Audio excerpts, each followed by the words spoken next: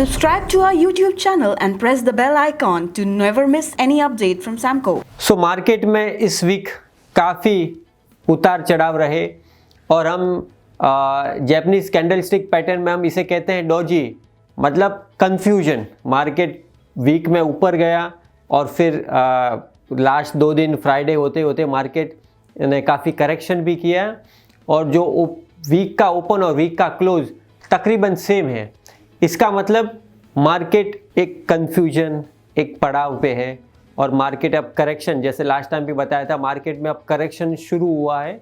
ये थोड़ा लंबा चलेगा। बजट, मॉनेटरी पॉलिसी, ये जो काफ़ी इंपॉर्टेंट इवेंट्स थे वो आके चले गए हैं।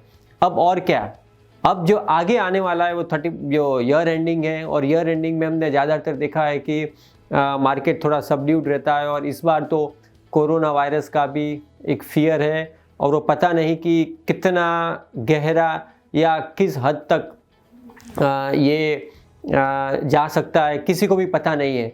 तो ये फियर मार्केट में है और वैल्यूएशंस के लिहाज से मार्केट में काफ़ी शेयर्स ऊपर है जो शायद अब खरीदने योग्य नहीं है। एग्जाम्पल आप फार्मा सेक्टर देखिए, कई सारे स्टॉक्स, डॉक्टर रेड्डी या डिवीज़ लैब एक नई ऊंचाई पे है और सन फार्मा, लुपिन, सिप्ला, ये सब शेयर्स चले भी नहीं है। इनफैक्ट 4-6 महीने से सब साइडवेज है। तो मार्केट में डिस्क्रिपेंसी या मार्केट में जो ये जो डाइवर्जेंस है वो काफ़ी ज़्यादा है। ऐसे ही तो अभी इस प्रकार के माहौल में ट्रेडर को क्या करना चाहिए, इन्वेस्टर को क्या करना चाहिए? तो ट्रेडर के लिए फोकस सिर्फ और सिर्फ स्टॉक पे रहना चाहिए, ना कि एक जनरल इंडेक्स पे। एग्जाम्पल मैं जो आपको आज बताने जा रहा हूँ कि आपको 2 शॉर्ट पोजीशन लेनी चाहिए क्योंकि मार्केट इन जनरल हाई है और मार्केट ये दो स्टॉक्स है वो काफ़ी हद तक डाउन ट्रेंड में है।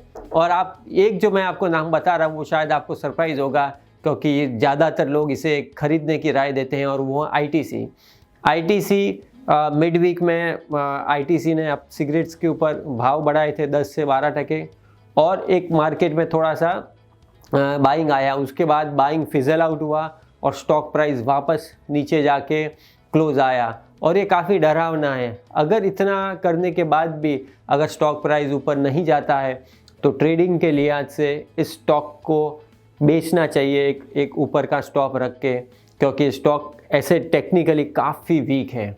तो आप इसे शॉर्ट कर सकते हैं। भले ही इसके जो पीयर्स है, हिंदुस्तान यूनिलीवर शायद नई ऊंचाई पे है, नेस्ले नई ऊंचाई पे है, मगर अगर ट्रेडिंग करना है इस माहौल में तो आपको स्टॉक स्पेसिफिक ध्यान रखना पड़ेगा।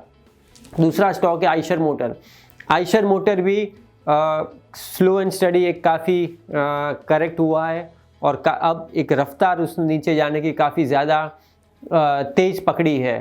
ऐसे तो एक्सपेक्टेशन है कि गवर्नमेंट स्क्रैपिंग पॉलिसी लाएंगे, मगर जो बुलेट है रॉयल एनफील्ड, वो तो स्क्रैपिंग अगर पॉलिसी उसमें आएगी तो वो थोड़ी लोग नया लेंगे।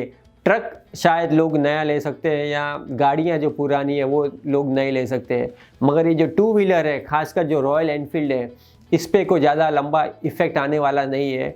तो आइशर मोटर भी आप शॉर्ट कर सकते हो। छोटा सा ऊपर स्टॉप है, ये स्टॉक में नीचे जाने की जगह काफ़ी है। इन्वेस्टरों को आइडियली अब मार्केट में वेट करना चाहिए। मार्केट का जो करेक्शन है इसे पूरा होने देने की राह देखनी चाहिए और करेक्शन चलेगा, लंबा चलेगा, क्योंकि जो मेजर इवेंट्स थी ख़त्म हो गई है और मार्केट काफ़ी ज़्यादा चला है।